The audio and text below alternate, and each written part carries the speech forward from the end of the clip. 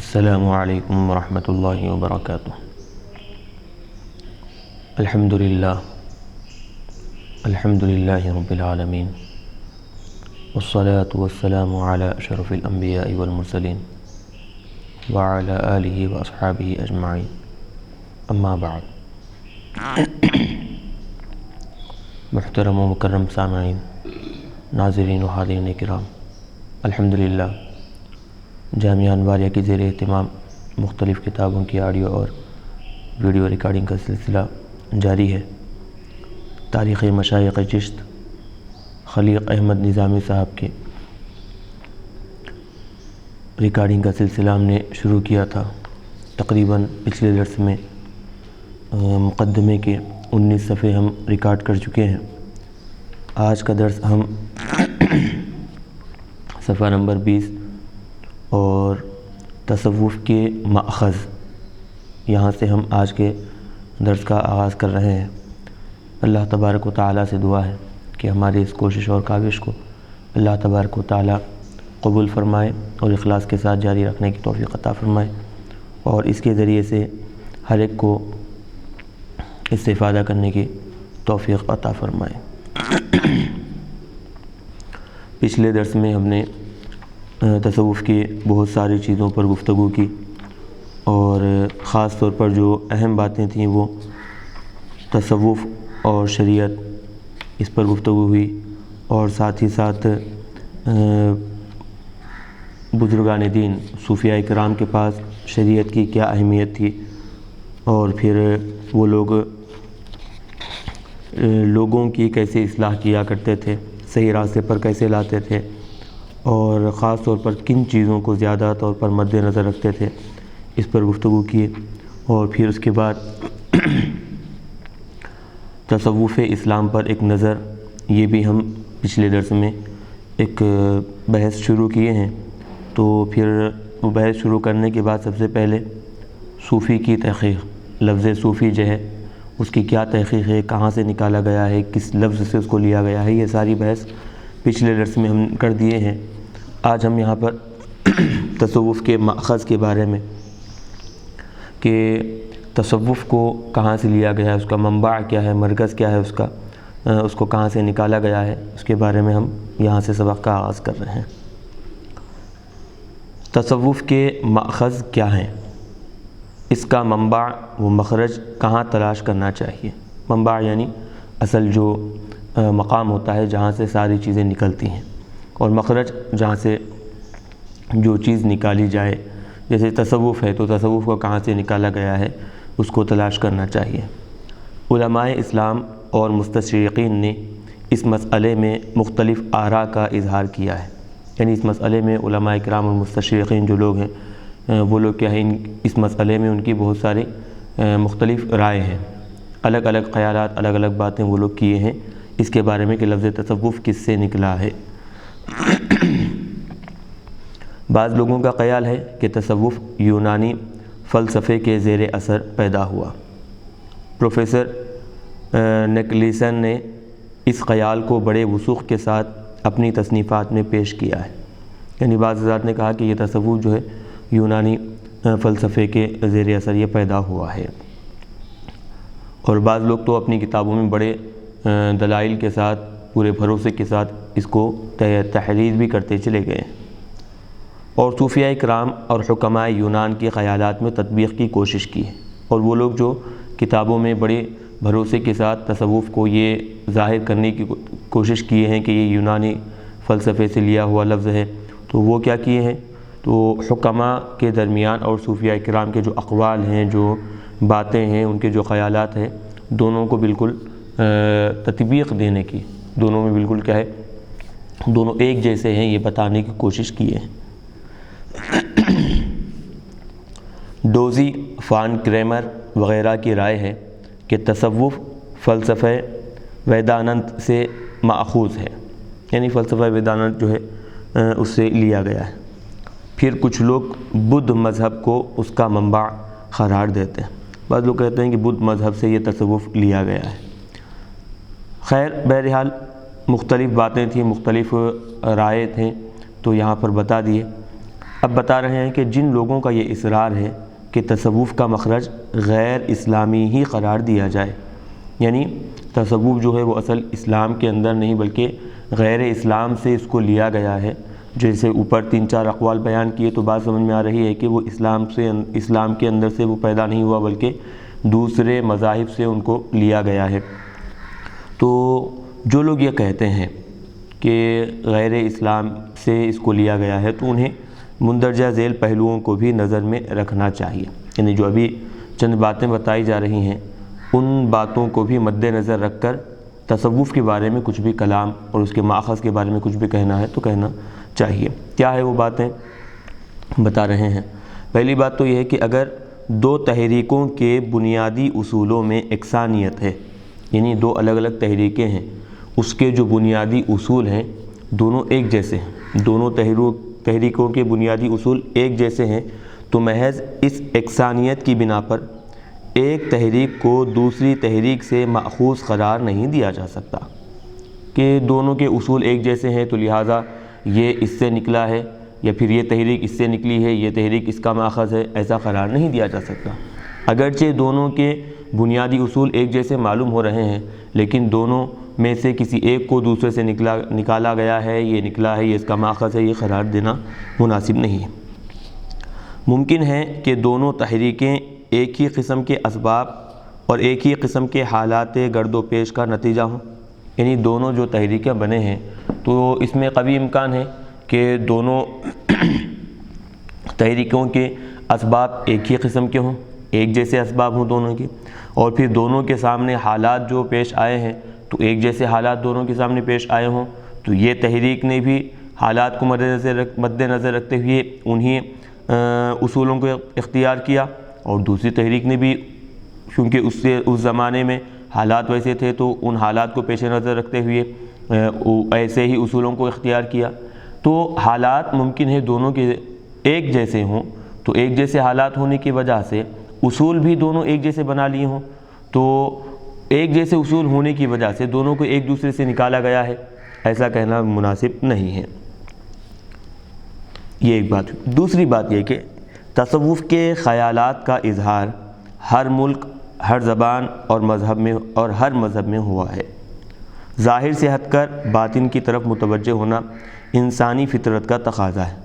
تو بتا رہے ہیں کہ تصوف کے جو خیالات ہیں، جو تعلیمات ہیں، اس کا اظہار ہر زمانے میں ہوا ہے اور ہر ملک میں ہوا ہے، ہر زبان میں یہ ہوتا آیا ہے، ہر مذہب میں ہوتا آیا ہے۔ تو لہٰذا بات دراصل یہ ہے کہ انسان ظاہر سے ہٹ کر اس کی باطن تک جانا، ہر چیز کی باطن پر غور و فکر کرنا، یہ انسانی فطرت کا ہی تقاضا ہے۔ تو لہٰذا ہر ملک میں بھی یہ چیزیں ہوں گی اور ہر زبان میں ایسی چیزیں پائی جائیں گی اور ہر مذہب میں بھی یہ چیزیں دیکھنے میں آئیں گی۔ چلیے آگے بتا رہے ہیں، ولبر فورس کلارک اور لوئی میسی نون کا خیال ہے کہ ہر قوم ایک خاص وقت میں تصوف کی طرف راغب ہو جاتی ہے۔ یہ ضروری نہیں کہ یہ خیالات دوسروں ہی سے اخذ کیے جائیں، حالات خود انسانی فطرت کو باطنی اصلاح و تربیت کی راہیں تلاش کرنے پر مجبور کر دیتے ہیں۔ جو دیکھیے بات بالکل واضح ہو گئی کہ ہر قوم ایک خاص وقت میں کیا ہے، خود بخود تصوف کی طرف مائل ہو جاتی ہے، پلٹ جاتی ہے، اور پھر جب مائل ہوئی خیالات سب کے ایک جیسے ہو گئے تو اب یہ بات ضروری نہیں کہ اس کو اس سے نکالا گیا ہے کہنا اور فلاں کو فلاں سے نکالا گیا ہے کہنا، یہ مناسب نہیں ہے۔ نمبر 3، مستشرقین اور عیسائی مصنفین کا ایک خاص رویہ یہ ہے کہ وہ اسلام میں بہت سے قدیم مذاہب کی تعلیمات اور اثرات تلاش کرنے میں بڑی جد و جہد کرتے ہیں اور پھر نہایت فاتحانہ انداز میں اپنی تحقیقات کا انکشاف کرتے ہیں۔ یعنی جو مستشرقین ہیں اور جو عیسائی جو مصنفین ہیں، ان کی کتابوں کے ذریعے سے وہ لوگ کیا ہے، ایک خاص طریقہ اختیار کیے ہیں، وہ یہ کہ اسلام میں ایسی چیزیں نکالنے کی کوشش کرتے ہیں جو قدیم مذاہب کی ہوں، ان کے تعلیمات ہوں، ان کی باتیں ہوں، ان کے اثرات جو ہے وہ تلاش کرنے کی کوشش کرتے ہیں، اور بتانا یہ چاہتے ہیں کہ دیکھو اسلام ایک نیا دین نہیں ہے بلکہ کیا ہے، پرانا جو سابقہ جو دین چلا آ رہا ہے اسی کو ہی یہ حضور پاک علیہ الصلوۃ والسلام ظاہر کیے ہیں، اسی دین کو لوگوں کے سامنے پیش کیے ہیں، یہ بتانے کی کوشش کرتے ہیں۔ کون؟ مستشرقین اور عیسائی۔ یہ کوشش ایک بنیادی حقیقت سے ناواقفیت کی بنا پر کی جاتی ہے، یعنی حقیقت جو بنیادی ہے اسلام کی اس سے ناواقف ہونے کی وجہ سے یہ کوشش کی جاتی ہے۔ رسول مقبول صلی اللہ علیہ وسلم کوئی نیا دین لے کر نہیں آئے ہیں، انہوں نے وہی چیز پیش کی جو ان سے پہلے انبیاء کرام پیش کرتے چلے آئے ہیں۔ یہ تو اسلام بھی مانتا ہے، اور خود قرآن پاک میں بھی اس کے دلائل ملتے ہیں کہ حضور پاک علیہ الصلوۃ والسلام کوئی نیا دین نہیں لائے ہیں۔ اب یہ جو عیسائی کوشش کر رہے ہیں، مستشرقین کوشش کر رہے ہیں اسلام کے بارے میں لوگوں کے ذہنوں میں یہ خیالات ڈالنے کی کہ اسلام کوئی نیا دین نہیں ہے، پہلا ہی والا دین ہے، پرانے مذاہب، پرانے لوگوں کی باتیں اسلام ظاہر کرتا ہے، تو وہ بات تو اسلام بھی کہتا ہے، ایسا نہیں کہ اسلام اس کا انکار کرنے والا ہے، ایسا نہیں، قرآن میں بھی دلائل ہے، اسلام بھی اس بات کو مانتا ہے، اور پھر خود حضور پاک علیہ الصلوۃ والسلام کی زبان اقدس سے ایسے الفاظ بھی جو ہے سننے میں آئے ہیں، تو لہٰذا وہ کوشش کر رہے ہیں جس بات کو ثابت کرنے کے لیے قرآن پاک میں پہلے سے ہی وہ چیز ثابت ہو چکی ہے۔ کیا ہے؟ قرآن مجید میں ارشاد ہوتا ہے ما یقال لک الا ما قد قیل للرسل من قبلک، اے محمد صلی اللہ علیہ وسلم تم سے اس کتاب میں وہی کہا گیا ہے جو آپ سے پہلے پیغمبروں سے کہا گیا ہے، یعنی قرآن پاک میں وہی باتیں، وہی اقوال، وہی احکام اتارے گئے ہیں جو آپ سے پہلے جو انبیاء کرام ہیں ان کے پاس جیسے جو احکامات اتارے گئے تھے، جو باتیں کی گئی تھیں، آپ سے بھی آپ کے قرآن کے ذریعے سے وہی بات کی گئی ہے۔ اور پھر آگے ارشاد ہے سورہ بقرہ میں ہے قولوا آمنا باللہ وما انزل الینا وما انزل الی ابراہیم واسماعیل واسحاق ویعقوب والاسباط وما اوتی موسیٰ وعیسیٰ وما اوتی النبیون من ربہم لا نفرق بین احد منہم ونحن لہ مسلمون فإن آمنوا بمثل ما آمنتم به فقد اهتدوا وإن تولوا فإنما هم في شقاق۔ اے مسلمانوں کہو کہ ہم اللہ پر اور جو ہماری طرف اترا یعنی قرآن پاک، اور جو حضرت ابراہیم پر، حضرت اسماعیل پر، حضرت اسحاق پر، حضرت یعقوب پر اور ان کی اولاد پر اترا، اور جو حضرت موسیٰ کو اور حضرت عیسیٰ کو اور سب پیغمبروں کو ان کے پروردگار کی طرف سے دیا گیا، سب پر ایمان لاتے ہیں، ہم ان میں سے کسی میں کچھ فرق نہیں کرتے اور ہم اسی خدا کے فرما بردار ہیں، تو اگر یہ بھی اسی طرح مانے جس طرح تم نے مانا تو انہوں نے سیدھی راہ پائی، اور اگر جو اس سے باز رہے یعنی پیچھے ہٹ گئے وہ محض ضد پر ہیں۔ تو اب دیکھیں، اب اس میں صراحت کے ساتھ یہ دو آیتوں میں خود وضاحت کے ساتھ بیان کر دیا گیا ہے کہ مسلمان صرف قرآن پاک نہیں بلکہ قرآن سے پہلے جتنی کتابیں اتری ہیں ان ساری کتابوں پر ایمان لاتے ہیں۔ مسلمانوں کو حکم دیا گیا ہے کہ ساری آسمانی کتابوں پر ایمان لائیں، تو اب ایمان لائیں گے تو کتنی آسمانی کتابیں، بہرحال یہ ایک الگ بحث ہے، اور ساتھ ہی ساتھ انبیاء کرام پر بھی ایمان لانے کا۔ تو بہرحال خلاصہ یہ نکلتا ہے اس میں کہ اسلام نے جو باتیں بتائی ہیں، لوگوں کے سامنے جو احکامات ظاہر کیے ہیں، بعض احکامات اگرچہ نئے ہیں لیکن بعض احکامات کیا ہے جو سابقہ انبیاء کرام نے بتائی ہیں، تو بعض احکامات وہ سابقہ انبیاء کرام کے طرح ہی لوگوں کے سامنے اسلام نے ظاہر کیا ہے۔ تو جیسے دیگر انبیاء کرام کی امتیں ان کی باتوں کو مانیں، اے حبیب آپ کی امت بھی اگر وہ باتیں مانیں گی تو کامیاب ہو جائیں گے جیسے پہلے والے لوگ کامیاب ہو گئے، اگر نہیں مانیں گے، اختلاف پر اڑے رہیں گے تو یہ ان کی محض ہر دھرمی اور ضد سمجھی جائے گی جس کا نقصان ان کو بھگتنا پڑے گا۔ رسول اکرم صلی اللہ علیہ وسلم نے پہلی قوموں کے دینی سرمایے سے بے تعلقی کا اظہار نہیں کیا، بلکہ یہ بتایا کہ وحی الہی کا جو سلسلہ آدم علیہ السلام سے شروع ہوا تھا وہ ان پر ختم ہو گیا، یعنی جو دینی معاملات ہیں، دینی جو سرمایے ہیں سابقہ انبیاء کرام کے، سابقہ قوموں کے، تو ان کے دینی معاملات کو آقا علیہ الصلوۃ والسلام نے رد نہیں کیا، ان سے بے تعلقی کا اظہار آقا علیہ الصلوۃ والسلام نے نہیں کیا، بلکہ آقا علیہ الصلوۃ والسلام نے کہا کہ وہی الہی کا جو سلسلہ حضرت آدم علیہ السلام سے شروع ہوا تھا وہ آقا علیہ السلام پر وہ سلسلہ کیا ہے بالکل اب ختم ہو چکا ہے۔ ہر قوم کی شریعت میں سچائیاں تھیں، ماننے والوں نے ان کو مسخ کر دیا، یعنی ہر قوم ان کی جو شریعت تھی، جو نبی ان کے پاس آئے تھے، ان کے لیے جو احکامات اتارے گئے تھے، ان احکامات میں اور شریعت میں سچائی تھی، لیکن ان کے جو ماننے والے ہیں انہوں نے کیا کیا، اس سچائی کو اور ان احکامات کو مسخ کر دیا، بدل دیا، ختم کر دیا۔ بہرحال اسلام میں اگر کوئی چیز ایسی پائی جائے جو پہلے کسی قوم کے دینی سرمایے کا خاص جز رہی ہو تو اس کو غیر اسلامی کہنا صحیح نہیں ہے۔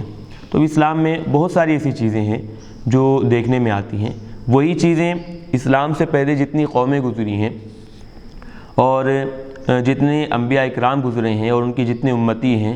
ان امتیوں میں بھی بعض باتیں دیکھنے میں آتی ہیں، ان قوموں میں بھی بعض باتیں دیکھنے میں آتی ہے اور ان کی شریعت میں بھی بعض باتیں دیکھنے میں آتی ہیں۔ تو ان کے وہ قوم میں بعض باتیں دیکھنے میں آتی ہیں تو یہ نہیں کہا جا سکتا کہ اسلام کی یہ تعلیمات اس قوم سے لیے گئے ہیں، اسلام کی یہ باتیں فلاں قوم سے لیے گئے ہیں، فلاں شریعت سے نکالے گئے ہیں، ایسا کہنا درست نہیں ہے۔ دیکھیں ہر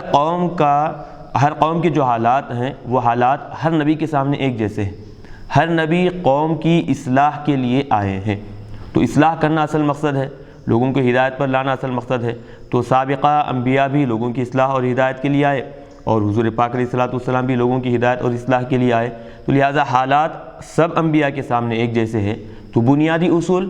ممکن ہے سب کے سامنے ایک جیسے ہوں، ایک جیسے یکسانیت ان کے اندر پائی جائے، تو لہٰذا اب یکسانیت بنیادی اصول میں پائے جانے کی وجہ سے یہ نہیں کہا جا سکتا کہ اسلام کی فلاں تعلیمات فلاں سے لیے گئے ہیں، فلاں سے لیے گئے ہیں۔ یہ بات جیسے پہلے بتایا گیا، بعض حضرات نے کہا کہ تصوف کیا ہے، فلاں مذہب سے لیا گیا ہے، فلاں مذہب سے لیا گیا ہے، تو یہ ایسا کوئی مناسب نہیں ہے۔ یہ کیا ہے، ممکن ہے بنیادی اصول کی وجہ سے دونوں کے حالات ایک جیسے ہوں تو ایک جیسے تعلیمات دیکھنے میں آ رہے ہوں، یہ ممکن ہے، لیکن یہ نہیں کہا جا سکتا کہ اسلام کی تعلیمات فلسفہ یونانی سے لیا گیا ہے اور پھر فلاں بدھ مذہب سے لیے گئے ہیں، یہ ساری چیزیں کیا ہے مناسب نہیں معلوم ہوتی۔ ہاں یہ الگ بات ہے کہ اسلام کے تعلیمات میں جہاں تک سابقہ شریعتوں کا معاملہ ہے تو بالکل جو ان کے احکامات مسخ کیے بغیر، یعنی ان کی قوموں نے ان پر جو نازل کیے ہوئے احکامات ہیں تبدیل نہیں کیے، تو حضور پاک علیہ السلام نے بعض وہ احکامات کو امت محمدیہ میں بھی جاری رکھا ہے اور قرآن پاک میں بھی اس کا ثبوت ملتا ہے۔ تو اب اس کی بنا پر یہ کہنا کہ تصوف فلاں مذہب سے لیا گیا ہے، فلاں مذہب سے لیا گیا ہے، یہ مناسب نہیں ہے۔ تبدیل کا مطلب بدل دینا۔ چلیے آگے بتا رہے ہیں کہ بعض لوگوں سے ایک شدید غلطی یہ ہوئی ہے کہ انہوں نے تصوف کے ماخذ کا تعین، یعنی تصوف کہاں سے لیا گیا ہے اس کو معین کرنا، مقرر کرنا بعد کے اثرات کی بنا پر کیا ہے، یعنی یہ بعد میں اس کے جیسے اثرات ہوئے ہیں، اثر پڑا ہے لوگوں پر، تو اس کے ذریعے سے وہ کیا ہے تصوف کے ماخذ کو لیے ہیں۔ جب کوئی انسانی تحریک اپنے مولد سے نکل کر دوسرے علاقوں میں پھیلتی ہے، یعنی مولد مطلب یہ کہ جو اسلامی تحریک جہاں اس کا وجود آیا ہے، جہاں وہ اسلامی تحریک کو انسانی تحریک کو بنایا گیا ہے، وہاں سے نکل کر دور دراز علاقوں میں جب پھیلتی ہے تو وہاں کے ذہنی آب و ہوا مخصوص اقتصادی اور جغرافیائی حالات سے متاثر ہوئے بغیر نہیں رہتی۔ یعنی جب انسانی تحریک ایک مقام سے نکل کر الگ الگ علاقوں میں جب پھیل جاتی ہے تو چونکہ مختلف علاقوں کے مختلف الگ الگ آب و ہوا ہوتی ہے اور پھر وہاں کے نظریات اور خیالات بھی الگ ہوتے ہیں، تو لہٰذا یہ تحریک جب دوسرے علاقوں میں پہنچے گی تو دوسرے علاقوں کے جو خیالات ہیں، جو آب و ہوا ہے، جو نظریات ہیں، وہاں سے کیا ہو جائے گی، بالکل ان میں جل مل جائے گی، کل مل جائے گی وہ تحریک۔ بالکل ہر تحریک نئے ملک اور نئے ماحول میں پہنچ کر اس جگہ کی ہم آہنگ عناصر کو ساتھ لینے کی کوشش کرتی ہے، یعنی جس علاقے میں جاتی ہے تو وہاں پر جو چیزیں پائے جاتی ہیں، وہاں کے جو ماحول ہیں، اس ماحول کو اور پھر وہاں کی اشیاء کو، وہاں کے نظریات، وہاں کے خیالات کو لینے کے لیے کیا ہے، یہ کوشش کرتی رہتی ہے جو بھی تحریک بنائی جائے، تاکہ اس کو تقویت حاصل ہو اور نشو و نما کا صحیح موقع ملے۔ ایک تو وہ تحریک بالکل مضبوط ہو جائے اور ساتھ ہی ساتھ وہ اس کوشش کے ذریعے سے اس کے اندر اور پروان چڑھے، اس کی اور بڑھوتری ہو اور لوگوں میں اور علاقوں میں وہ پھیل جائے۔ جب تصوف کی تحریک وسط ایشیا میں پہنچی تو ناگزیر تھا کہ بدھ مذہب کے کچھ اثرات قبول کیے جائیں۔ یعنی جب یہ تصوف کی تحریک حضور پاک علیہ السلام کے علاقے سے یعنی مکہ مکرمہ مدینہ منورہ سے نکل کر جب دور دراز علاقوں میں پھیلتی چلی گئی، جب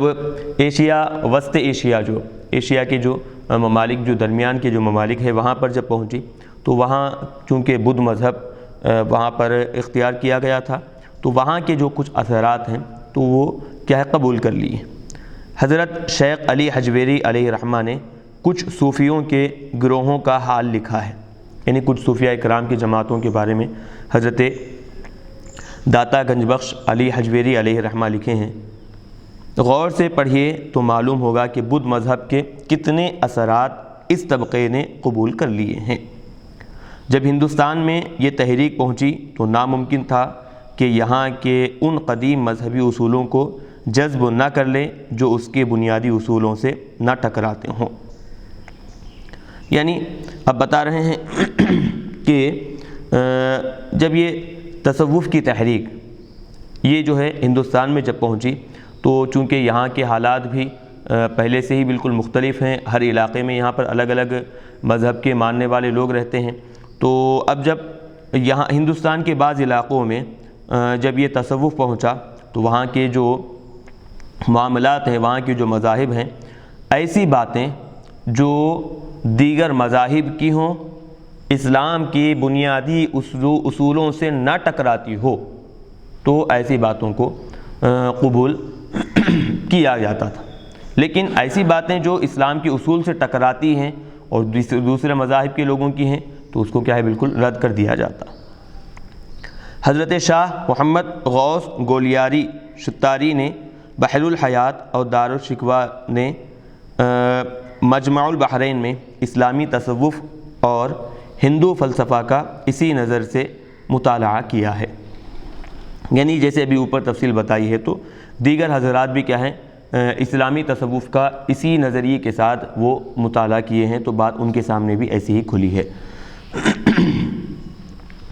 حضرت شاہ ولی اللہ محدث دہلوی علیہ رحمہ کا خیال ہے کہ مختلف روحانی سلسلوں نے اذکار و اشغال کے جو طریقے اختیار کیے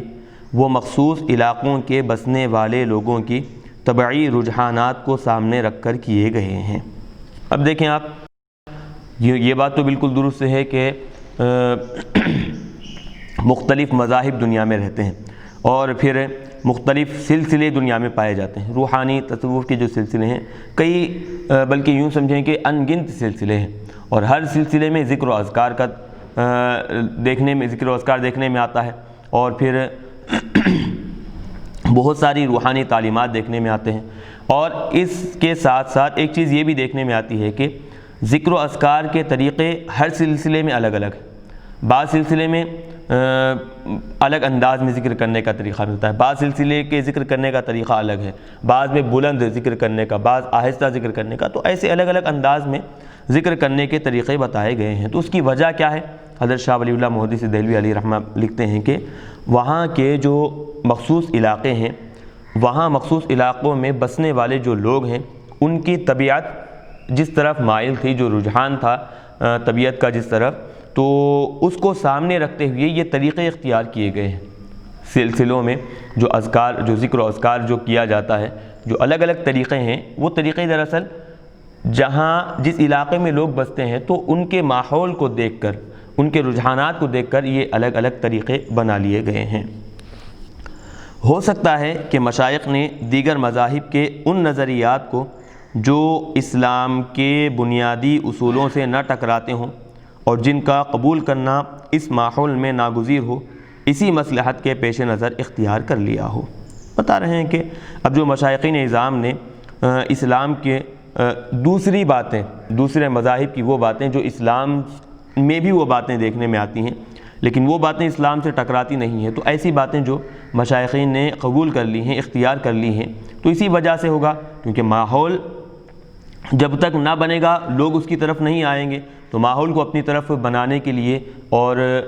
ماحول کے ذریعے سے لوگوں کی اصلاح کرنے کے لیے بعض باتیں ممکن ہے مشائخ نے اختیار کر لی ہوں. اتحاد عمل کے جتنے پہلو بھی حاصل ہوں ان پر عامل ہونا اسلام کے لیے مضر نہیں ہے. یعنی عمل متحد کرنے کے لیے جب تک متحدہ طور پر ایک ساتھ کام کرنے کے لیے جتنے بھی پہلو حاصل ہو سکتے ہیں مل سکتے ہیں تو ان پر عمل کرنا اسلام کے لیے نقصان دینے والے نہیں ہیں بلکہ مفید ہیں. تو اسی قاعدے کے پیش نظر بعض صوفیاء کرام کیا کیے ہیں، بعض ایسے کام جو اسلام کے اصول سے نہیں ٹکراتے دوسرے مذاہب میں دیکھنے میں آتے ہیں اور اچھی بھی ہیں، تو لہٰذا وہ باتوں کو کیا ہے بعض صوفیاء کرام قبول کر لی ہے. مقصد کیا تھا اصل؟ ان کی باتوں کو اپنے اسلام میں داخل کرنا نہیں تھا بلکہ ان کے باتوں کے ذریعے سے لوگوں کو اپنی طرف مائل کرنا، لوگوں کو اپنی طرف متوجہ کرنا اور صحیح راستے کی طرف آنے کے لیے لوگوں کے ذہن کو پلٹانا، یہ اصل مقصد ہوتا ہے. ایک بات جب یہاں تک آئی تو میں اشارہ کرتے ہوئے آگے بڑھوں کہ خاص طور پر ایک بات، حضرت غریب نواز علیہ الرحمہ جب ہندوستان میں آئے تو سلسلے چشتیہ میں بہت ساری ایسی باتیں دیکھنے میں آتی ہیں جو کیا ہے کہ یہاں کے ماحول سے لی گئی ہیں. یہاں کے ہندوستان کا جو ماحول تھا وہاں کے ماحول سے بہت ساری باتیں لی گئی ہیں اور ایسی ہی باتیں لی گئی ہیں جو اسلامی تعلیمات سے ٹکراتی نہیں ہیں. تو ایسی باتیں یہ حضرت غریب نواز علیہ الرحمہ کا ہی نہیں بلکہ سابقہ بزرگان دین جتنے بھی ہیں آئے ہیں آ رہے ہیں ان سب کا یہی طریقہ رہا ہے کہ جب ہم لوگوں کو جس علاقے میں جا کر تعلیم دینا چاہتے ہیں، لوگوں کی اصلاح کرنا چاہتے ہیں، تو سب سے پہلے وہاں کے ماحول کو اور ان کی چند باتوں کو جو اسلام سے ٹکراتی نہ ہوں اپنے لیے استعمال کرنا، اختیار کرنا، اس میں کوئی خرابی نہیں ہے. تو حضرت غریب نواز علیہ الرحمہ جب ہندوستان میں آئے تو بہت ساری چیزوں کو ایسے اختیار کیے، لیکن ان اختیار کی ہوئی چیزوں میں سے کوئی ایک چیز بھی ایسی نہیں تھی جو اسلام کے اصولوں سے یا بنیادی اصولوں سے ٹکرانے والی تھی. جیسے اب قرآن پاک میں بھی ارشاد باری تعالیٰ ہے، قرآن پاک میں ارشاد ہوتا ہے یا اہل الکتاب تعالوا الی کلمۃ سواء بیننا وبینکم الا نعبد الا اللہ ولا نشرک بہ شیئا ولا یتخذ بعضنا بعضا اربابا من دون اللہ فإن تولوا فقولوا اشہدوا بأننا مسلمون. اے کتاب والو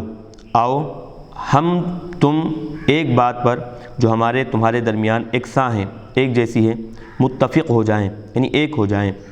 اور وہ یہ ہے کہ ہم اللہ کے سوا کسی کی پرستش نہ کریں گے، کسی کی عبادت نہ کریں گے اور نہ کسی کو اس کا شریک بنائیں اور نہ آپس میں ایک ایک کو خدا کو چھوڑ کر رب بنا لیں، یعنی خدائے وحدہ لا شریک کو چھوڑ کر ایک ایک کو خدا بنا لیں، رب بنا لیں. اگر وہ اس کو قبول نہ کریں تو کہہ دیں کہ تم گمراہ رہو کہ ہم حکم الہی کی تابع ہیں. یعنی اب بتا رہے ہیں کہ اس میں بھی بات ملتی ہے کہ کسی ایک کلمے پر سب کو، یعنی کسی اتحاد عمل جیسے بتایا گیا، اتحاد عمل کی خاطر بعض چیزوں کو اختیار کرنا اس سے اسلام کو نقصان نہیں ہوتا. جیسے قرآن پاک میں بھی اہل کتاب کو دعوت دی گئی ہے کہ اتحاد عمل کے لیے بلایا گیا ہے کہ ہماری تعلیمات تمہاری تعلیمات بنیادی طور پر ایک ہیں، ہم بھی خدائے وحدہ لا شریک کو مانتے ہیں، تم بھی خدائے وحدہ لا شریک کو مانتے ہو، تو اس کلمے کے اعتبار سے ہم سب متحد ہو جائیں گے. تو اس سے قرآن خود کہہ رہا ہے کہ اتحاد عمل کو اختیار کریں، تو لہٰذا اس سے معلوم ہو رہا ہے کہ اتحاد عمل کی وجہ سے نقصان نہیں. لیکن واضح رہے کہ دوسرے مذاہب سے ایسا معاملہ کرنے میں پیغمبرانہ بصیرت کی ضرورت ہے. یہ کام صرف وہی شخص کر سکتا ہے جس کا مذہبی وجدان پوری طرح نشو و نما پا چکا ہو، جس کی روح پر اسلامی رنگ چڑھ چکا ہو، جس کی نگاہ حق و باطل میں امتیاز کرنے میں کبھی دھوکہ نہ کھائے. اگر ایسا نہیں ہے تو گمراہی و ضلالت کے علاوہ اس کا کوئی نتیجہ ہو ہی نہیں سکتا. پہلے جو چیز بتائے ہیں اتحاد عمل کے بارے میں، تو یہ کون کر سکتے ہیں؟ تو بتا رہے ہیں کہ ایسے لوگ جن کی روح پر اسلام کا رنگ چڑھ چکا ہو، یعنی کہ اسلام ان کی رگ و پے میں بالکل بس چکا ہو، ہمیشہ ان کو اسلام کی فکر ہی لاحق ہوتی ہو. تو ایسے دینی فکر رکھنے والے جو لوگ ہیں، دینی نشو و نما کے لیے، دینی تبلیغ کے لیے جو فکر کرنے والے جو لوگ ہیں، ان کا اگر یہ کام ہے، وہ لوگ یہ کام کیے ہیں، تو یہ کام پھر بھی کیا ہے قابل قبول ہو سکتا ہے۔ ہر ایرا غیرہ جو کہ بالکل دین اسلام کی ذرا برابر فکر نہیں ہے، لوگوں میں اتحاد کی خاطر یوں کہتا ہے کہ ہم تم ایک ہو جائیں گے، پھر ہم ایک جیسے کام کریں گے، مقصد دین کی اصلاح کرنا، لوگوں کی اصلاح کرنا، دین کی تبلیغ کرنا نہیں ہے، بلکہ صرف لوگوں کو اپنی طرف مائل کرنا، اپنا گرویدہ بنانا ہے، تو یہ اس کا نتیجہ صرف اور صرف کیا ہے؟ ضلالت اور گمراہی ہی نکل کر آتا ہے۔ یہ وہ دو راہبہ ہیں جہاں اسلام کی ترقی اور زوال کے راستے مل جاتے ہیں۔ ذرا سی لغزش سے صدہا گمراہیوں کے دروازے کھل سکتے ہیں، اور یہ بھی ممکن ہے کہ ذرا سی حکمت سے ہزاروں کو ضلالت و گمراہی سے نکلنے کا موقع مل جائے۔ روحانی سلاسل کے وجود میں، یعنی جو روحانی سلسلے ہیں ان کے وجود میں آنے کے بعد ہمارے مشائخ نے اس بنیادی مسئلے پر بڑی توجہ کی۔ ضلالت یعنی گمراہی، یعنی بتانا یہ چاہتے ہیں کہ یہ جو ایسی چیز جو ابھی ہم بتائے ہیں کہ بعض لوگ دوسرے مذاہب کی وہ باتیں لے لینا جو باتیں کہ اسلام کے احکامات سے یا پھر بنیادی اصولوں سے نہیں ٹکراتے ہیں، تو لینے کے لیے پہلے لینے والا ایسا قابل ہونا چاہیے۔ ہر ایرا غیرہ ایسی غیر اسلامی لوگوں کی باتیں لیتا چلا جائے گا تو وہ اسلامی بنیادی جو اصول ہیں پہلے تو اس سے واقف نہیں ہے، تو اب نا واقف ہوتے ہوئے غیر لوگوں کے باتیں لے گا، اس پر عمل کرتا چلا جائے گا، تو اثر غیر لوگوں کا، غیر اسلامی خیالات کا اس پر زیادہ ہوگا، اسلامی خیالات سے وہ دور ہوتا چلا جائے گا۔ نتیجہ کیا ہے؟ وہ خود گمراہ ہوگا اور اپنے ماننے والے مریدین معتقدین کو بھی کیا ہے وہ گمراہ کر دے گا۔ تو پہلے جو خیالات لے رہے ہیں وہ لینے کی صلاحیت لینے والے کے اندر ہونا ضروری ہے۔ تو وہ ایسے خیالات ہے کہ اگر اس کو صحیح انداز میں، جو غیر اسلامی لوگوں کی باتیں لے رہے ہیں، صحیح انداز میں اگر لیں تو بہت سارے لوگ اس سے ہدایت حاصل کر سکتے ہیں۔ غلط انداز میں لیں گے تو یہ بات بھی ہے کہ بہت سارے لوگ اس سے گمراہ بھی ہونے کا اندیشہ ہے۔ تو بہرحال ہمارے مشائخین نے اس بنیادی مسئلے پر بڑی توجہ کی ہے۔ وسط ایشیا یعنی ایشیا کے درمیانی جو ممالک ہیں، ہندوستان، افریقہ، چین، جاوا وغیرہ میں صوفیاء کرام نے جو انداز تبلیغ و اشاعت اختیار کیا وہ اسی بنیادی حکمت پر مبنی تھا۔ افغانستان کو بدھ مذہب کے اثر سے نکال کر اسلام کے آغوش میں کس طرح لایا گیا، منگولوں کو کس طرح حلقہ بگوش اسلام بنایا گیا، معلوم نہیں اسلامی تاریخ کا طالب علم کب ان سوالات کے جواب دے سکے گا۔ یہاں ان مباحث پر تفصیلی گفتگو کا موقع نہیں ہے۔ مشائخ چشت کی پہلی جلد میں ان پر تفصیل سے بحث کی گئی ہے۔ نمبر 5، موجودہ زمانے میں تصوف کے ماخذ کو غیر اسلامی بتانے کا رجحان کم ہو چلا ہے۔ پروفیسر لوئی میسی یونون نے جو تصوف اسلام پر مستشرقین میں سب سے بڑا عالم مانا جاتا ہے، اپنی معرکۃ الآراء تصنیف میں بڑی تحقیق و کاوش سے یہ ثابت کیا ہے کہ تصوف کا منبع و مخرج قرآن و احادیث ہی ہیں اور یہ تحریک خالصاً اسلامی ہے۔ دیکھیں اب یہ بات اس سے بالکل واضح ہو جاتی ہے کہ تصوف غیر اسلام سے لی ہوئی تحریک نہیں ہے، بلکہ یہ قرآن پاک اور احادیث مبارکہ سے لی ہوئی تحریک ہے، اور خالص اس کا تعلق اسلام سے ہی ہے، دوسرے مذاہب کا نہیں۔ اگرچہ تصوف کی بعض باتیں دوسرے مذاہب میں، دوسرے قوموں میں دیکھنے میں آئیں، لیکن اس کی ایجاد اور یہ جو بنا ہے، یہ جو تحریک نکلی ہے، قرآن اور حدیث کے ذریعے سے نکلی ہے۔ چلیے اب بات بتا رہے ہیں تصوف کتاب و سنت کی روشنی میں، یعنی قرآن اور حدیث کی روشنی میں تصوف کیا ہے اس کے بارے میں بتا رہے ہیں۔ صوفیاء کرام اپنے عمل کا جواز قرآن و سنت سے پیش کرتے ہیں، یعنی صوفیاء کرام جو بھی اعمال کرتے ہیں، جو بھی عمل اختیار کرتے ہیں، تو اس کا جواز جو ہے وہ قرآن اور حدیث سے پیش کرتے ہیں کہ ہم نے جو کام کیا ہے قرآن میں یہاں پر موجود ہے، حدیث میں یہاں پر ذکر ہے، ان قرآن پاک کی آیتیں اور احادیث مبارکہ کو دیکھتے ہوئے ہم نے یہ کام کیا ہے۔ تصوف کی بنیاد دو چیزوں پر ہے، محبت الہی اور معیت ذاتی، یہ دو چیزیں۔ صوفیہ کا کہنا ہے کہ کتاب اللہ میں خود محبت الہی کی دعوت دی گئی ہے اور بے شمار آیتوں میں اس کے نتیجے کے طور پر معیت اور قرب ذاتی کا وعدہ کیا گیا ہے۔ یہی چیز ہے جس کو تصوف کی اصطلاح میں معرفت کہتے ہیں۔ دیکھیں اب بتا رہے ہیں کہ تصوف کی بنیاد دو چیزوں پر ہے، ایک ہے محبت الہی، دوسرا ہے معیت ذاتی۔ تو صوفیہ کا کہنا ہے کہ قرآن پاک میں جگہ جگہ پر جو ہے محبت الہی کی دعوت دی گئی ہے اور بے شمار آیتوں میں اس محبت الہی کے نتیجے کے طور پر کیا بتایا گیا کہ انسان جب حد سے زیادہ اس کی محبت اللہ سے ہو جاتی ہے تو وہ کیا ہے، وہ معیت یعنی سنگت اور پھر قرب ذاتی کے مقام پر پہنچ جاتا ہے۔ اللہ تبارک و تعالیٰ نے وعدہ کیا ہے، تو اسی چیز کو تصوف کی اصطلاح میں کیا ہے، معرفت کا نام دیا جاتا ہے۔ مولانا ابوالکلام آزاد ترجمان القرآن میں فرماتے ہیں، قرآن نے انسان کے لیے دینی عقائد و اعمال کا جو تصور قائم کیا ہے، اس کی بنیاد بھی تمام تر رحمت و محبت ہی پر رکھی ہے، کیونکہ وہ انسان کی روحانی زندگی کو کائنات فطرت کے عالمگیر کارخانے سے کوئی الگ اور غیر متعلق چیز قرار نہیں دیتا، بلکہ اسی کا ایک مربوط گوشہ قرار دیتا ہے۔ یعنی بتا رہے ہیں کہ اسلام کے جو تعلیمات ہیں، قرآن پاک جو باتیں لوگوں تک پہنچاتا ہے، تو ان باتوں کا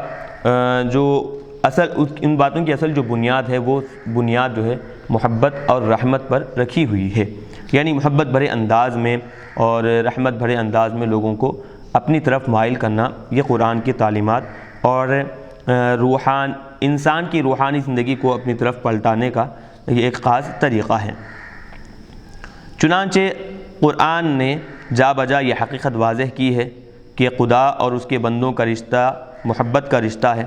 اور سچی عبودیت اسی کی عبودیت یعنی سچی بندگی جو ہے اللہ تبارک و تعالیٰ کی بندگی ہے، جس کے لیے معبود صرف معبود ہی نہ ہو بلکہ محبوب بھی ہو۔ یعنی حقیقی بندگی، حقیقی عبادت کیا ہے؟ وہ ہے کہ جو معبود کی عبادت کرنے کے ساتھ ساتھ معبود عابد کے ساتھ محبوب بھی ہو۔ تو اسلام یہی بتاتا ہے کہ مسلمان صرف اللہ کی عبادت نہ کریں بلکہ عبادت کے ساتھ ساتھ اللہ کو اپنا محبوب بھی رکھیں، وہ عبادت میں کیا ہے، سچائی بھی ہوگی، اور یہ طریقہ عبادت میں کیا ہے، انسان کو لذت اور خوشی بھی محسوس ہوگی، اس کے ذریعے سے اس میں کیا ہے، اس کے دل میں سکون اور اطمینان بھی پیدا ہوگا۔ قرآن پاک میں ارشاد باری تعالیٰ ہے، وَمِنَ النَّاسِ مَن يَتَّخِذُ مِن دُونِ اللَّهِ أَندَادًا يُحِبُّونَهُمْ كَحُبِّ اللَّهِ وَالَّذِينَ آمَنُوا أَشَدُّ حُبًّا لِلَّهِ۔ اور دیکھو انسانوں میں سے کچھ انسان ایسے ہیں جو دوسری ہستیوں کو اللہ کا ہم پلہ بنا لیتے ہیں، یعنی دوسرے لوگوں کو اللہ کے برابر بنا لیتے ہیں اور انہیں اس طرح چاہنے لگتے ہیں جس طرح اللہ کو چاہنا ہوتا ہے۔ یعنی جیسے اللہ کو چاہنا ہے، اللہ سے محبت کرنا ہے، اللہ کو چھوڑ کر ان بنائے ہوئے بتوں کی وہ کیا ہے، محبت کرتے ہیں، اس کو چاہتے رہتے ہیں۔ حالانکہ جو لوگ ایمان رکھنے والے ہیں، جو ایمان والے لوگ ہیں، ان کی زیادہ سے زیادہ محبت صرف اللہ ہی کے لیے ہوتی ہے۔ یعنی ایمان والے لوگ سب سے زیادہ محبت جب کرتے ہیں تو وہ صرف اور صرف اللہ تبارک و تعالیٰ سے ہی کرتے ہیں۔ ایسے ہی قرآن پاک کے ایک دوسری آیت میں بیان کیا گیا ہے، قُلْ إِن كُنتُمْ تُحِبُّونَ اللَّهَ فَاتَّبِعُونِي يُحْبِبْكُمُ اللَّهُ وَيَغْفِرْ لَكُمْ ذُنُوبَكُمْ وَاللَّهُ غَفُورٌ رَحِيمٌ۔ اے پیغمبر صلی اللہ علیہ وسلم، ان لوگوں سے کہہ دو اگر واقعی تم اللہ سے محبت رکھنے والے ہو تو چاہیے کہ میری پیروی کرو، میں تمہیں محبت الہی کی حقیقی راہ دکھا رہا ہوں، اور اگر تم نے ایسا کیا تو صرف یہی نہیں ہوگا بلکہ تم اللہ سے محبت کرنے والے ہو جاؤ گے، بلکہ خود اللہ تم سے محبت کرنے لگے گا۔ چلیے، وہ جا بجا اس حیثیت پر زور دیتا ہے کہ ایمان باللہ کا نتیجہ اللہ کی محبت اور محبوبیت ہے۔ صاحب آیت کا ترجمہ دوبارہ فرمائیے۔ ہاں، ترجمہ قرآن پاک کی جو آیت ہے قُلْ إِن كُنتُمْ تُحِبُّونَ اللَّهَ الآیہ، تو اس کا ترجمہ پھر ہم کر رہے ہیں، اے پیغمبر صلی اللہ علیہ وسلم ان لوگوں سے کہہ دو اگر واقعی تم اللہ سے محبت رکھنے والے ہو تو چاہیے کہ میری پیروی کریں، یعنی جو اللہ سے محبت کرنے والے ہیں وہ حضور پاک علیہ الصلوۃ والسلام کی پیروی کریں۔ میں تمہیں محبت الہی کی حقیقی راہ دکھا رہا ہوں، اگر تم نے ایسا کیا تو صرف یہی نہیں ہوگا کہ تم اللہ سے محبت کرنے والے ہو جاؤ گے بلکہ خود اللہ تم سے محبت کرنے لگے گا۔ چلیے آگے بتا رہے ہیں، مولانا آزاد کی یہ عبارت صوفیہ کے مسلک کی بہترین وضاحت کرتی ہے۔ قرآن محبت الہی کو دینی عقائد و اعمال کا مرکزی نقطہ قرار دیتا ہے، یعنی محبت الہی جتنی بھی دینی احکامات ہیں، جو عقائد ہیں، جو اعتقادات ہیں، ان سب میں اصل مقصد جو ہے وہ محبت الہی ہی یہ دیکھنے میں آتی ہے، اور صوفیہ اسی کو اپنی زندگی کا مقصد سمجھتے ہیں۔ اس کی تفصیل اگلے باب میں دیکھیے۔ قرآن پاک میں فرمایا گیا وَأَنزَلَ اللَّهُ عَلَيْكَ الْكِتَابَ وَالْحِكْمَةَ وَعَلَّمَكَ مَا لَمْ تَكُنْ تَعْلَمُ، اور اللہ نے تم پر اے حبیب صلی اللہ علیہ وسلم کتاب اتاری اور حکمت نازل کی اور وہ باتیں بتائی جو تم کو معلوم نہ تھیں۔ صوفیہ کا کہنا ہے کہ یہاں حکمت سے مراد علم باطن ہے۔ اس کی تعلیم رسول اکرم صلی اللہ علیہ وسلم نے انفرادی طور پر کچھ صحابہ کو دی ہے، ان سے یہ سلسلہ جاری ہوا۔ ایک دوسری چیز تو علم باطن کے بارے میں قرآن میں دلیل یہاں پر ملی۔ نمبر چیز دین، عبادت الہی میں انہماک پر صوفیہ زور دیتے ہیں، یعنی اللہ تبارک و تعالیٰ کی عبادت میں بالکل ڈوب جانا، مستغرق ہونا، اس پر صوفیہ کرام بہت زیادہ زور دیتے ہیں، اور قرآن حکیم کی ان آیتوں کو پیش کرتے ہیں وَمَا خَلَقْتُ الْجِنَّ وَالْإِنسَ إِلَّا لِيَعْبُدُونَ، اور میں نے جن اور انسان کو اسی واسطے پیدا کیا کہ وہ میری عبادت کریں۔ فَاذْكُرُوا اللَّهَ قِيَامًا وَقُعُودًا وَعَلَىٰ جُنُوبِكُمْ، پس تم اللہ کو کھڑے، بیٹھے اور لیٹے یاد کرو۔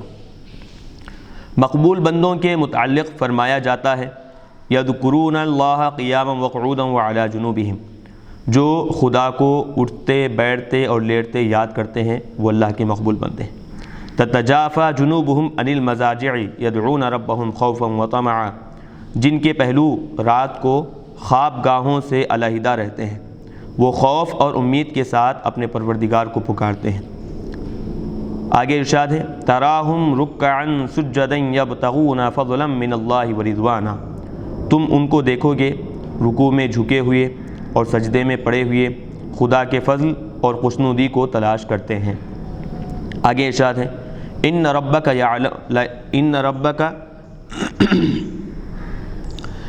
لَيَعْلَمُ أَنَّكَ تَقُومُ أَدْنَىٰ مِنْ ثُلُثَيِ اللَّيْلِ وَنِصْفَهُ وَثُلُثَهُ وَطَائِفَةٌ مِّنَ الَّذِينَ مَعَكَ وَإِنَّ رَبَّكَ يَعْلَمُ ہے، بے شک تیرا رب جانتا ہے کہ بے شک اے حبیب صلی اللہ علیہ وسلم آپ کا پروردگار جانتا ہے کہ آپ 2/3 رات کے قریب اور آدھی رات اور 1/3 رات کے بعد اٹھتے ہیں اور آپ کے ساتھ ایک جماعت بھی اٹھ کر نماز پڑھتی ہے۔ چلیے یہ ایک بات ہوئی۔ نمبر 4 قرب ذاتی یا معرفت، جس کو صوفیہ اپنا منشا و مقصد قرار دیتے ہیں، کلام پاک سے ثابت ہے، یعنی معرفت الہی کہو یا پھر قرب ذاتی کہو، جو صوفیہ اکرام کا اصل مقصد اور پھر منشا زندگی ہے، وہ قرآن پاک سے بھی وہ بات ثابت ہے۔ حضرت مجدد الفسانی علیہ رحمہ ایک مکتوب میں لکھتے ہیں کلام پاک کی جن آیتوں سے اس کی تائید ہوتی ہے وہ یہ ہے ادعونی استجب لکم، تم مجھے پکارو میں تم کو جواب دوں گا۔ وہو معکم اینما کنتم، اللہ تمہارے ساتھ ہے جہاں کہیں تم ہو، جو کچھ تم کرتے ہو وہ دیکھتا ہے۔ نحن اقرب الیہ منکم ولکن لا تبصرون، ہم اس سے تمہاری بنسبت قریب تر ہیں مگر تم نہیں دیکھتے۔